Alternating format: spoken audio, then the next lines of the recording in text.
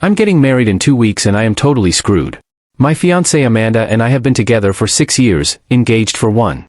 Our wedding is scheduled to take place in just 14 days, and tonight I witnessed something that's making me feel like I'm about to make the biggest mistake of my life.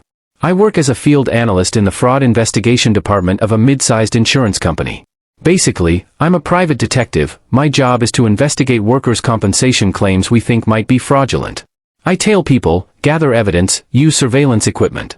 I know how to uncover lies. It's what I do for a living. But nothing in my career prepared me for what I was about to discover about the woman I was planning to spend my life with. Before I go any further, drop a comment right now and tell me where you're watching from. I want to know who's hearing this story. Tonight started normally enough. Amanda was in the kitchen making dinner while I was out back working on one of my projects, building a deck extension that I'd promised to finish before the wedding. The evening air was warm, and after an hour of heavy lifting and hammering, I was parched. I wiped the sweat from my forehead and headed inside to grab a drink. That's when I heard Amanda's voice drifting from the kitchen, talking on speakerphone. I recognized the voice on the other end immediately. It was Brandon, my brother-in-law. He's married to Amanda's sister Clarissa. They've been together for 5 years and have a 2-year-old daughter. Good guy, teaches high school history, coaches the basketball team. We've always gotten along well, grabbing beers occasionally, talking sports. Where's Clarissa? Brandon's voice came through the speaker, tinged with frustration. I've been trying to reach her for the past hour. She's not answering my texts. I stepped into the kitchen doorway, watching Amanda chop vegetables at the counter. She didn't look up when she responded. She just left here, Amanda said smoothly, her knife moving in rhythmic strokes. She should be home in half an hour or so. I grabbed a glass from the cabinet and filled it at the sink. The cold water felt good going down my throat. I wasn't really paying attention to the conversation, just another instance of Amanda coordinating with her sister, which happened all the time with the wedding preparations. All right, thanks, Brandon said. If you hear from her, tell her to call me. Will do, Amanda replied, and the call ended. I took another sip of water and casually asked, what was that all about? Amanda glanced up, her expression unchanged. Brandon was looking for Clarissa. She picked up her phone and started texting, her thumbs moving quickly across the screen. What are you doing? I asked, leaning against the counter. Texting Clarissa that Brandon was looking for her, she said without looking up. I nodded and sat down at the kitchen table, watching her work. The evening light filtered through the window, casting long shadows across the room. I took another sip of water, and that's when my brain finally caught up to what had just happened. Wait a second. I'd heard Amanda tell Brandon that Clarissa had just left here. But Clarissa wasn't here. I replayed the evening in my mind. Amanda had been home when I got back from work. We'd eaten an early dinner together. Then I'd gone outside to work on the deck while she cleaned up. At no point had Clarissa been at our house. In fact, the last time I'd seen Clarissa was yesterday when she came over to help Amanda with some last-minute wedding decorations. My stomach tightened as the pieces started falling into place. If Clarissa wasn't here, why did Amanda tell Brandon she was? And more importantly, why was Amanda texting Clarissa now, expecting her to respond, when Brandon had specifically said Clarissa wasn't answering her texts? There was only one explanation that made sense. Amanda was lying to Brandon about where Clarissa was. And right now, she was warning Clarissa that Brandon was looking for her, probably telling her to get home within the next 30 minutes to match the timeline Amanda had just created. I sat there at that kitchen table, my mind racing through possibilities. Maybe there was an innocent explanation. Maybe Clarissa had been here earlier and I'd just missed her somehow. Maybe Amanda was confused about timing. But even as I tried to rationalize it, I knew something was wrong. The way Amanda had lied so smoothly, without hesitation, without even a change in her expression, it was practiced. Natural. Like she'd done it before. I didn't say anything. I just finished my water, set the glass in the sink, and went back outside to my project. But I couldn't focus anymore. Every nail I hammered, every board I measured, my mind was churning through scenarios. Some were innocent and reasonable. Others were dark and horrible. The sun set and the mosquitoes came out, but I stayed outside, pretending to work, actually just sitting on the unfinished deck and staring into the darkening yard. What had I just witnessed? And more importantly, what was I going to do about it? Hours passed. I couldn't bring myself to go back inside and face Amanda, to pretend everything was normal. Finally, around 11, I put away my tools and went in. Amanda was already in bed, reading on her tablet. Productive evening? She asked with a smile. Yeah, I lied. Got a lot done. I took a shower, letting the hot water run over me while my thoughts spiraled. When I finally climbed into bed, Amanda was already asleep, her breathing deep and steady. I lay there in the darkness, staring at the ceiling, wide awake. Around 1 in the morning, I gave up on sleep and went to use the bathroom. As I washed my hands, I caught sight of Amanda's phone charging on the counter. We both knew each other's passcodes, had for years. It was one of those relationship things, a sign of trust and transparency. Or so I'd thought. I picked up the phone. My hands were shaking slightly as I entered her code. The screen unlocked, and I navigated to her messages. I found the thread with Clarissa and started scrolling. What I found made my blood run cold. Hundreds of messages. Going back months. 6 months, to be exact. At first, the messages seemed normal, sister chat about everyday things. But as I scrolled further, the content changed. They were talking about someone named Tyler. Clarissa's coworker. And the way they were talking about him wasn't casual workplace chat. My heart was pounding as I read message after message. Clarissa describing dates with Tyler. Amanda asking for details. Clarissa talking about sex. Amanda offering advice on how to cover her tracks. Discussion about what excuses to give Brandon. Jokes about how clueless Brandon was. Plans for when they could meet up next. Amanda had been helping her sister hide an affair. For 6 months. I kept scrolling, my stomach churning. The messages got worse. They weren't just covering up the affair, they were mocking Brandon. Laughing about how he suspected nothing. Making fun of him for being trusting. Amanda even helped Clarissa create alibis, coordinating stories so their timelines would match if Brandon ever asked questions. There were details about Tyler too. He was 26, younger than Clarissa by 4 years. He worked in her office. And according to the messages, he was married. With a 1-year-old daughter. This wasn't just an affair Clarissa was having. This was a sustained, deliberate campaign of deception, with Amanda as her willing accomplice. And my fiancée, the woman I was supposed to marry in 2 weeks, had been participating in it with enthusiasm, never once showing a hint of guilt or hesitation. I took screenshots. Hundreds of them. I sent them to my email, then deleted the sent messages from Amanda's phone. My hands were steadier now, operating on professional instinct. Document everything. Preserve the evidence. Cover your tracks. I put the phone back exactly where I'd found it and retreated to my home office.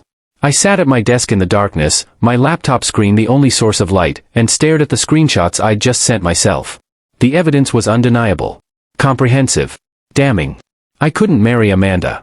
The wedding was off. But how was I going to handle this?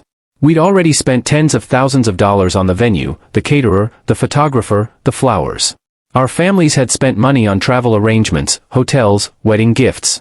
200 people were planning to fly in from across the country in less than 2 weeks. But none of that mattered. I couldn't marry someone who would help destroy a marriage. Someone who would lie so effortlessly.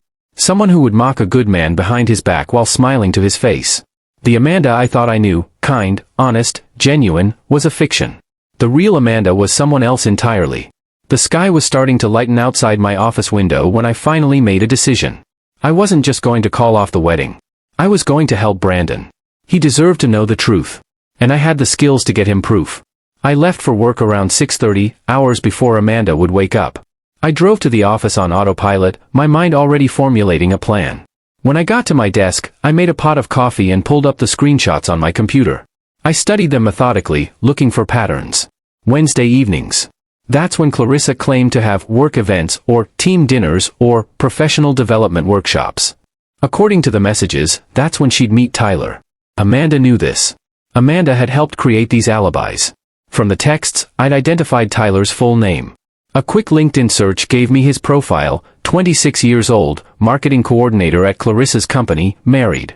His social media was set to private, but his wife's wasn't. Her profile was full of photos of their baby daughter. She looked happy. She had no idea. I spent the morning pretending to work while actually building a file on Tyler and Clarissa's affair. By lunch, I had everything mapped out. Now I just needed to make a phone call. Brandon answered on the third ring. "Hey, what's up?" "Brandon, can we meet for coffee?" I asked. "I need to talk to you about something important." There was a pause. "Sure, is everything okay?" "Just meet me. Brewster's coffee shop. 1 hour." "All right," he said slowly. "I'll be there." I hung up and stared at my phone. What I was about to do would change everything, not just for Brandon and Clarissa, but for me and Amanda too. But it was the right thing to do. I was sure of that. An hour later, I sat across from Brandon at a small table in the back of the coffee shop. He looked tired, dark circles under his eyes. He'd ordered black coffee, hadn't touched it. "What's going on?" he asked. I took a breath. "Brandon, I need to ask you something. And I need you to be honest with me. Do you think Clarissa might be cheating on you?" His face went pale. He didn't answer immediately, just stared down at his coffee cup. When he finally spoke, his voice was barely above a whisper. "Why are you asking me this?" "Because I think she is," I said. "And I think Amanda's been helping her cover it up." Brandon's hand shook as he raised his cup, then set it back down without drinking. How do you know?" I pulled out my phone and showed him some of the screenshots, not all of them, just enough to prove what I was saying was true. He read them in silence, his face going from pale to gray. At one point, I thought he might be sick. "I've suspected for months," he finally said, his voice cracking. "But she's been so careful. I've had no proof. Every time I questioned her about where she'd been, she had an answer. And it always checked out because..." He looked at me. "Because Amanda would back her up." "I'm sorry," I said. "I know this is hard to hear." "Who is he?" Brandon asked. "His name is Tyler. He works with Clarissa. He's 26. Married with a 1-year-old daughter." Brandon closed his eyes. "How long?" "6 months. At least that's how far back the messages go." He was quiet for a long time. People around us chatted and laughed, oblivious to the conversation happening at our table. Finally, Brandon looked at me. "What do I do?" "I can help you get proof," I said. "It's what I do for a living. I can get you everything you need for divorce court, photos, timestamps, documentation. Everything airtight and admissible." "And Amanda?" he asked. "What about your wedding?" "The wedding's off," I said. "I can't marry someone who would do this." Brandon nodded slowly. "When can we start?" I pulled out my phone calendar. According to the messages, Clarissa has a work event this Wednesday night. "Tell her you have to work late, emergency staff meeting, something believable. I'll handle the rest." "Okay," Brandon said. "Wednesday. What do I need to do?" "Just text her around 5 that you won't be home until 10. Then meet me at my office at 6. I'll have everything ready." We sat there for a few more minutes, neither of us quite ready to leave. Brandon looked defeated, broken. "Thank you for telling me," he said eventually. "I know this can't be easy for you either." "You deserve to know the truth," I said. We both did. After Brandon left, I stayed at the coffee shop and made a call. Kevin answered on the second ring. Kevin was a former colleague who'd left our company to start his own private investigation firm. We'd stayed friends, occasionally grabbed drinks or worked cases together when I needed backup. "I need a favor," I told him. "What kind of favor?" "The kind that involves a Wednesday night stakeout and your best camera equipment." There was a pause. "This personal or professional?" "Both." "I'm listening." I explained the situation, all of it. The phone call, the messages, the plan to help Brandon. Kevin was quiet until I finished. "Man, that's rough," he said finally. "Yeah, I'll help. Wednesday night, you said? 6 p.m. I'll text you the address." "Got it. And hey, I'm sorry about Amanda." "Thanks." The next 2 days were surreal. I went through the motions of normal life, went to work, came home, had dinner with Amanda, talked about last-minute wedding details. All while knowing it was all a lie. All while preparing for Wednesday night. Amanda didn't seem to notice anything was different. She was busy coordinating final arrangements, confirming RSVPs, meeting with the florist and the photographer. Every conversation we had felt like walking on broken glass, smiling while bleeding internally. Tuesday night, Amanda asked if I was excited about the wedding. We were lying in bed, and she was snuggled against me, her head on my chest. Of course, I lied. "Just 10 more days," she said happily. "Then you're stuck with me forever." Forever. The word made my stomach turn. I stroked her hair and said nothing. Wednesday morning finally arrived. I went to work early again, pulling together the equipment I'd need. GPS tracker. Voice-activated recorder. Professional-grade camera with telephoto lens. Kevin would bring his own equipment too, we'd have redundancy on everything. At noon, I texted Brandon, "Don't forget. Text her at 5. He responded immediately, "I won't forget." At 5:15, my phone buzzed. "Brandon, sent." She seemed happy I'd be gone. I bet she did. At 6, Kevin met me at my office. We loaded everything into my car and drove to Tyler's apartment complex. I'd found the address through a combination of public records and social media sleuthing. It was a nice place, modern building, gated community, visitor parking lot. We parked with a clear view of the visitor spots and the front entrance to Tyler's building. The sun was starting to set, casting everything in golden light. Kevin set up his camera on a mount, checking the lens and the timestamp function. "You doing okay?" he asked. Fine, I said. Just another case. Bullshit, Kevin said. This is your fiancé's sister. Ex-fiancé, I corrected. After tonight, it's all over. At 6:47 p.m., a silver Honda pulled into the visitor parking. Even from a distance, I recognized the car. Clarissa. That's her, I said. Kevin's camera started clicking. He was shooting in burst mode, capturing every second. Clarissa got out of her car, checked her reflection in the window, adjusted her hair. She was wearing a dress, not her usual work attire. She walked across the parking lot to Building 2B. At 6:51 p.m., Tyler answered his apartment door. And right there, visible to us and the camera, they started kissing. Not a peck on the cheek. A full, passionate embrace. Making out on his doorstep like teenagers. Got it, Kevin whispered, his camera clicking constantly. Every single frame. They went inside. The door closed. Lights came on in a second-floor apartment, Unit 2B, according to my research. Now we wait, I said. We waited for 3 hours. My phone buzzed occasionally with texts from Amanda asking when I'd be home. I ignored them. Kevin and I barely spoke, just maintained surveillance, documenting timestamps, taking photos every few minutes. At 9:52 p.m., the apartment door opened. Clarissa came out, her hair messy, her dress wrinkled. She looked around the parking lot, guilt written all over her face, then hurried to her car. Kevin's camera caught it all. You got enough? I asked as Clarissa drove away. More than enough, Kevin said, reviewing the images on his camera screen. This is divorce court gold. Timestamps, clear identification, undeniable context. She's screwed. The next morning, Brandon and I met with a divorce attorney. Her name was Patricia Simmons, and she'd handled several cases I'd worked on professionally. She was sharp, ruthless, and expensive. We spread the evidence across her mahogany desk. Photos, timestamps, surveillance logs. Patricia reviewed everything methodically, her expression never changing. In 20 years of practice, she said finally, I've never seen evidence this well documented. This is airtight. You'll get full custody if you want it. Brandon's eyes filled with tears. What about my daughter? What happens to her? With this evidence? Patricia said. You'll get full custody. No judge will side with her. She was conducting an affair with a coworker, lying repeatedly, and involving her sister in the deception.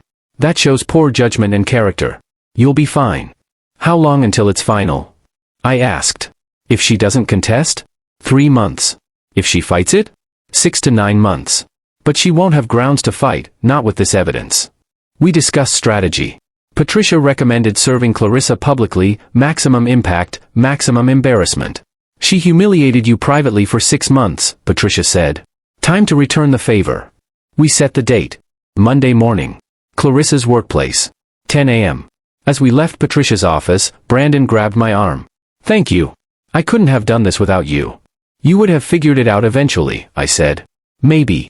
But you gave me proof. You gave me a way out. He paused. What about you?